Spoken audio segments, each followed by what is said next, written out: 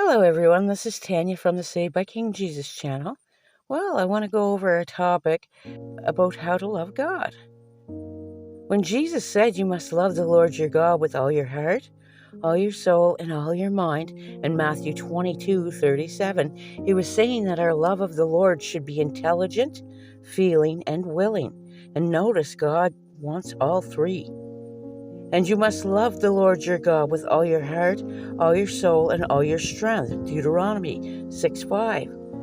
When experts in the Mosaic Law asked Jesus a question to try and trap him, Jesus replied, "You must love the Lord your God with all your heart, all your soul, and all your mind. This is the first and greatest commandment. A second is equally important. Love your neighbor as yourself, as in Matthew 22:37-39. Jesus essentially was saying, look, I know what you're trying to do. You're trying to set a trap for me. But I'm saying to you that if you love God with all your heart and all your soul and all your mind, you will love your neighbor as yourself. Then following the law will come out of that love. The Ten Commandments can be divided into two sections. The first section deals with our relationship with God, and the second section deals with our relationship with others. If we love God with all our hearts, souls, and minds, we will not have other gods before Him. And if we love our neighbors as ourselves, we won't steal from them, we won't covet what belongs to them, and we certainly won't kill them. Jesus was saying that if you can get this down, if you can love God with all your heart, soul, and mind, and love your neighbor as yourself, then following that law will flow from that love. When we speak of heart in our culture, we generally refer to as emotions.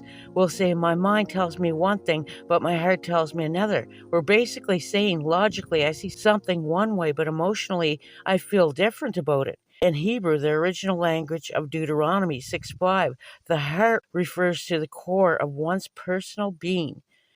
Next, to the love of the Lord with all our soul also refers to what we would call emotion. Lastly, the mind refers to what could be translated as might, which means intellectual, willful vigor, and determination of mental endeavor and strength. So when Jesus said, you must love the Lord your God with all your heart, all your soul, and all your mind, in Matthew 22:37, he was saying that our love of the Lord should be intelligent, feeling, and willing. And notice, God wants all three. Our King Jesus didn't bring us this far to abandon us now. You were called, you were chosen. You were knit together in your mother's wombs, fearfully and wonderfully made. We are called to serve. King Jesus bless you all.